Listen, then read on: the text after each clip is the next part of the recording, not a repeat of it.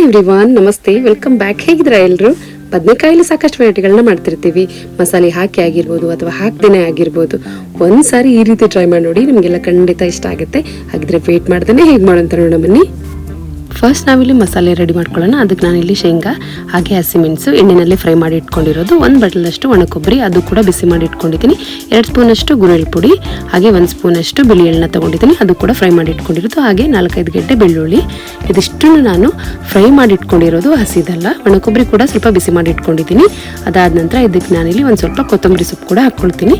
ಇದಿಷ್ಟನ್ನು ನಾವಿಲ್ಲಿ ನೀರು ಹಾಕ್ಕೊಂಡು ಮಿಕ್ಸಿ ಮಾಡಿ ಇಟ್ಕೋಬೇಕು, ರುಬ್ಕೊಂಡು ಇಟ್ಕೋಬೇಕು. ಅದಾದ ನಂತರ ಒಂದು ಪಾತ್ರೆಗೆ ಎಣ್ಣೆ ಹಾಕ್ಕೊಂಡು ಆದಮೇಲೆ ಒಂದು ಈರುಳ್ಳಿನ ಕಟ್ ಮಾಡಿಬಿಟ್ಟು ಹಾಕ್ಕೊಂಡಿದ್ದೀನಿ. ಹಾಗೆ ಸ್ವಲ್ಪ ಕರಿಬೇವು ಸೊಪ್ಪು ಹಾಕ್ಕೊಂಡಿದ್ದೀನಿ. ಇದೆರಡನ್ನು ನಾವು ಚೆನ್ನಾಗಿ ಫ್ರೈ ಮಾಡ್ಕೋಬೇಕು. ಅದಾದ ನಂತರ ನಾನು ಇದಕ್ಕೆ 2 ಟೊಮೆಟೊನ ಕಟ್ ಮಾಡಿ ಇಟ್ಕೊಂಡಿದ್ದೀನಿ. ಇದು ಹುಳಿ ಟೊಮೆಟೊ. ನೀವಿಲ್ಲಿ ಆ್ಯಪಲ್ ಟೊಮೆಟೊ ತೊಗೊಂಡ್ರೆ ಹುಣಸೆಹಣ್ಣು ರಸ ಕೂಡ ಯೂಸ್ ಮಾಡ್ಕೋಬೋದು, ಅಥವಾ ಹುಣಸೆಹಣ್ಣು ಇನ್ನೂ ಜಾಸ್ತಿ ಬೇಕು ಅನಿಸಿದ್ರೆ ಈ ಟೊಮೆಟೊ ಹಾಕ್ಕೊಂಡು ಕೂಡ ಹಾಕ್ಕೋಬೋದು. ಅದಾದ ನಂತರ ರುಚಿಗೆ ಉಪ್ಪು. ನಿಮಗೆ ಹಸಿಮೆಣಸು ಬೇಡ ಅನಿಸಿದ್ರೆ ಈ ಟೈಮಲ್ಲಿ ಖಾರದ ಪುಡಿ ಕೂಡ ನೀವು ಹಾಕ್ಕೊಳ್ಬೋದು. ಹಾಗೆ ನಾನಿಲ್ಲಿ ಒಂದು ಅರ್ಧ ಸ್ಪೂನಷ್ಟು ಅರಿಶಿನ ಪುಡಿ ಹಾಕ್ಕೊಂಡಿದ್ದೀನಿ. ಅದನ್ನು ಕೂಡ ಹಾಕ್ಕೊಂಡು ಚೆನ್ನಾಗಿ ಮಿಕ್ಸ್ ಮಾಡ್ಕೋಬೇಕು.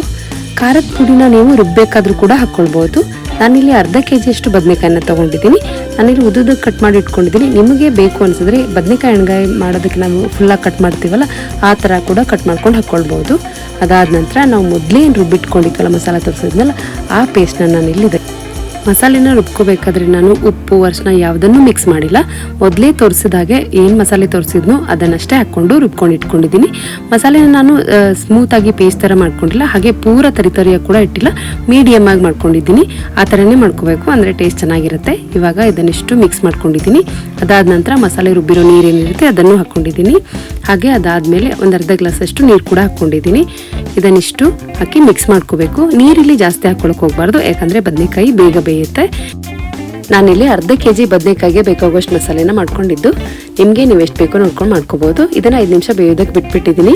ನೋಡ್ಬೋದು ನೀವಿಲ್ಲಿ 5 ನಿಮಿಷ ಆದ ನಂತರ ಕಂಪ್ಲೀಟಾಗಿ ಬದನೆಕಾಯಿ ಬೆಂದಿದೆ. ಅಂದರೆ ಜಾಸ್ತಿ ಬೇಯಿಸ್ಕೊಳಕ್ಕೆ ಹೋಗಬಾರ್ದು, ಬದನೆಕಾಯಿನ ಸ್ವಲ್ಪ ಗಟ್ಟಿ ಇರುವಾಗಲೇ ಆಫ್ ಮಾಡ್ಕೊಂಡ್ಬಿಡ್ಬೇಕು. ನೋಡ್ಬೋದು ನೀವು ಈ ಥರ ಇರುವಾಗಲೇ ಆಫ್ ಮಾಡ್ಕೊಂಡ್ಬಿಡ್ಬೇಕು. ಈ ರೆಸಿಪಿ ನಿಮಗೆಲ್ಲ ಇಷ್ಟ ಆಗಿದೆ ಅಂದ್ಕೊಂಡಿದ್ದೀನಿ. ಇಷ್ಟ ಆದರೆ ನನ್ನ ಚಾನಲ್ನ ಮರಿದಿರಿ ಲೈಕ್, ಶೇರ್, ಸಬ್ಸ್ಕ್ರೈಬ್ ಮಾಡಿ.